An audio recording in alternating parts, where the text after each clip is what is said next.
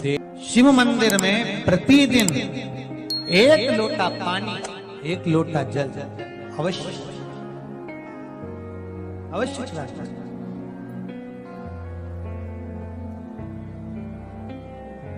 एक लोटा पानी भगवान शंकर को अवश्य। क्या होता है? 3 दोष समाप्त होते हैं 1 लोटा पानी शिव जी को चढ़ाने से। 3 दोष। पहला पितृदोष, दूसरा वास्तु दोष और तीसरा कालसर्प दोष।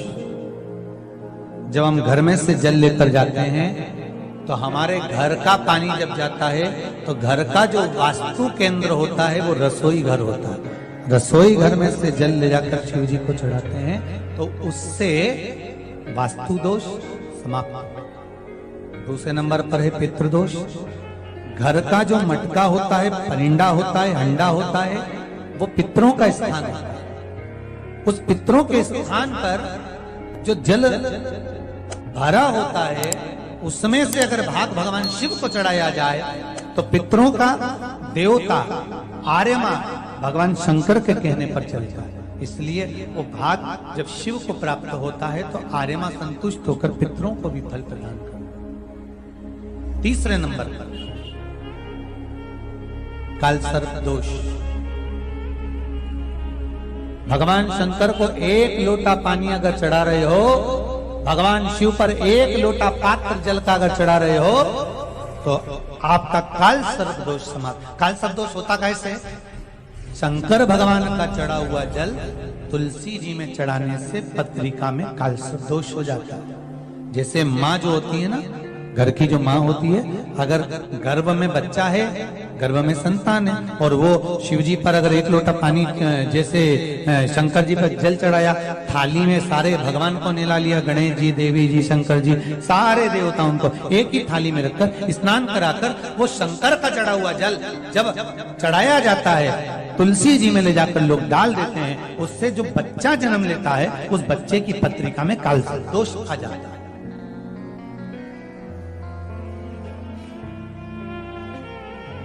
इसलिए शिव महापुराण की कथा कहती है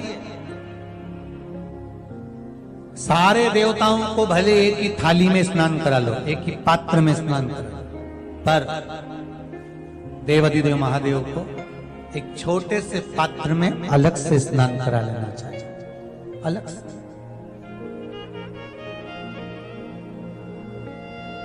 और उस पात्र का जल शिव जी को समर्पित करा हुआ जल तुलसी जी में नहीं डालना। तुम्हारे घर में जो पौधा हुआ आप उसको उसमें समर्पित कर। जैसे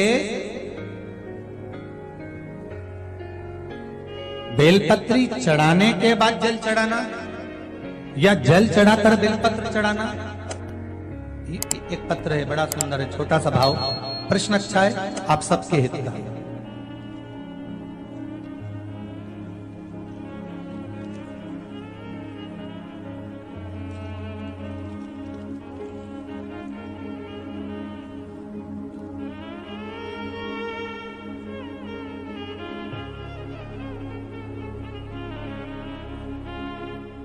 अरुणा जी अग्रवाल जयपुर, झरना जी अग्रवाल जयपुर राजस्थान से इन्होंने प्रश्न किया है।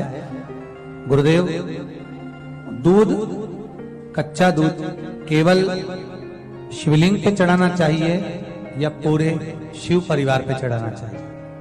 प्रश्न अच्छा है। और शिव महापुराण की कथा रुद्राक्ष उत्सव चल रहा है तो आप उसको समझें। दूध केवल शिवलिंग पे चढ़ाना चाहिए या जो शिवलिंग के आसपास में सभी परिवार विराजमान होता है उस पे भी चढ़ाना चाहिए?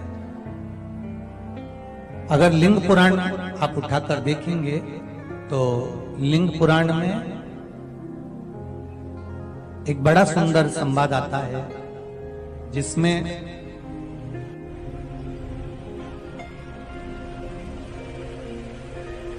पीले कलर के शिवलिंग का वर्णन है। सफेद, लाल, पीला और काला, ये शिवलिंग का आपको पहले वर्णन करा है। ब्राह्मण सफेद मट्टी का शिवलिंग बनाता है, वैश्य पीली मिट्टी का शिवलिंग बनाता है, क्षत्रिय लाल मिट्टी का शिवलिंग का निर्माण करता है, शूद्र काली मिट्टी का शिवलिंग का निर्माण करता है। काली मिट्टी की शिवलिंग का निर्माण करता है। ये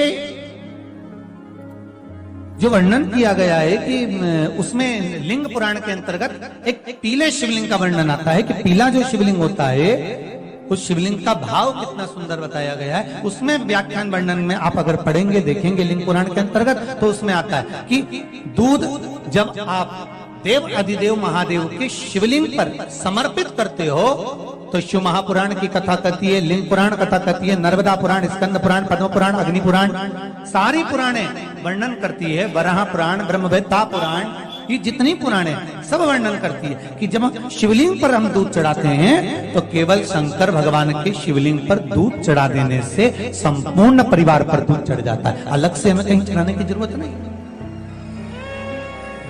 अलग से हमें कहीं दूध ले जाकर चढ़ाने की जरूरत नहीं कि हमें गणेश जी को अलग से चढ़ाना पड़ेगा, देवी जी को अलग से चढ़ाना पड़ेगा, कार्तिकेय जी को अलग से चढ़ाना पड़ेगा या नंदी को अलग से चढ़ाना पड़ेगा।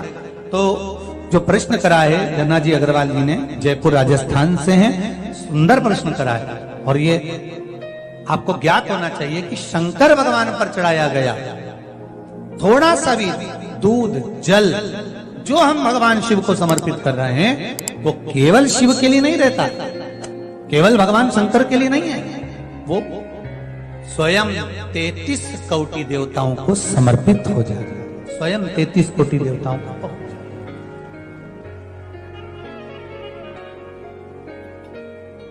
अलग से देने की जरूरत नहीं होती।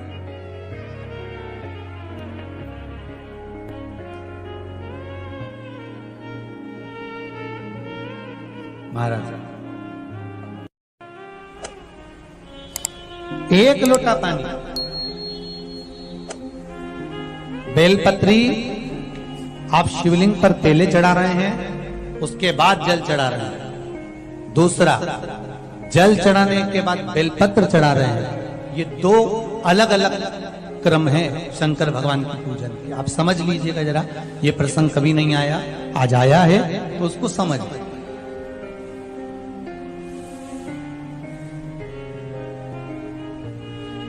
पहले बेलपत्र, उसके बाद में जल जो चढ़ाया जाता है ये रोग मुक्ति के लिए चढ़ाया जाता है। काय के लिए चढ़ाते हैं अपन?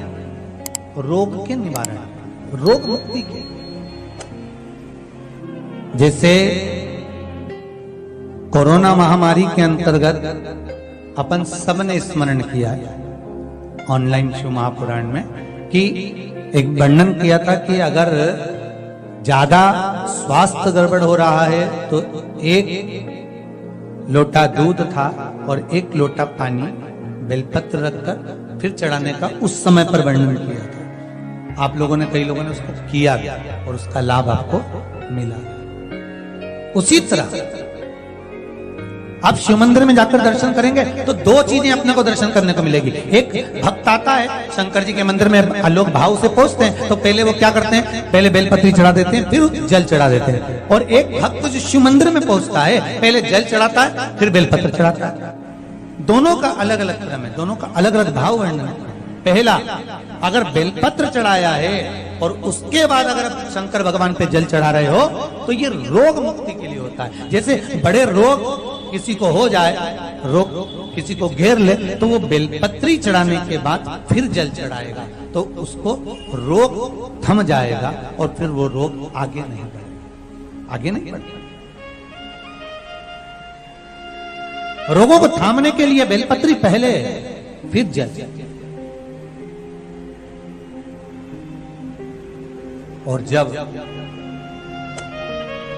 कुछ कार्य के लिए आप, सिद्धता के लिए आप, अच्छे कार्य के लिए आप, मन की प्रसन्नता के लिए, आनंदता के लिए आप शिव आराधना कर रहे हो, आप शंकर की आराधना कर रहे हो तो आप जल चढ़ाकर फिर बेलपत्री चढ़ा, उसका लाभ आनंद में।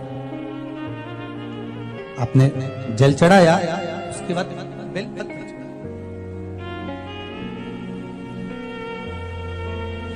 बस एक बात का स्मरण आपको होना चाहिए शिव महापुराण का, कि जब भी आप भगवान शंकर को बेलपत्र चढ़ाते हैं, बेलपत्र समर्पित करते हैं, बेलपत्र समर्पित करते समय प्रयास करा करें कि ये बेलपत्र को जब भी आप समर्पित करें, प्रयास करें कि बीच की जो पत्ती होती है बेलपत्र की, मध्य की जो पत्ती होती है, उसको अंगुष्ठ से पकड़ा जाए।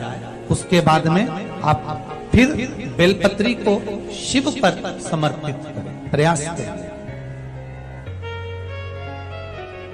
बेलपत्र जो हम भगवान शंकर को समर्पित करते हैं, उसका मध्य जो भाग होता है, बेलपत्री का जो 3 देवताओं का मध्य जो भाग होता है, उसको पकड़कर बेलपत्री को शिव को समर्पित करना चाहिए। पूर्व की कथाओं में यह भी वर्णन किया है कि बेलपत्री की डंडी का मुख कहां होना चाहिए। पूर्व की कथाओं में यह भी बताया गया है कि बेलपत्री की तीनों डंडियों के बीच में, तीनों पत्तियों के बीच में जो खाली जगह होती है, डंडी होती है, उसका क्या महत्व है, ये पूर्व की कथा में पहले बता चुके। पर आज जो क्रम चल रहा है कथा का, उसमें अपन जो समझ रहे हैं वो ये होना चाहिए कि आप किस कामना से जल चढ़ा रहे हैं, आपके जल चढ़ाने का क्रम क्या है।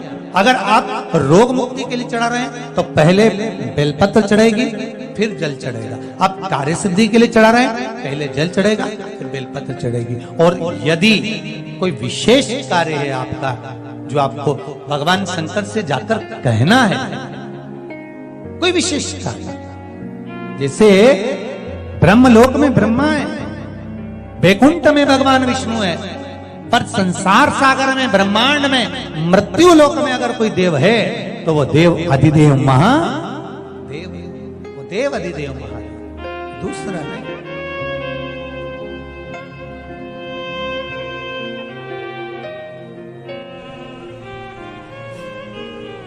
कोई दूसरा नहीं है। भगवान दया करना, मैं तेरे भरोसे हूँ। भोलेनाथ दया करना, मैं तेरे भरोसे हूँ। ना घर के भरोसे हूँ, ना परिवार के भरोसे,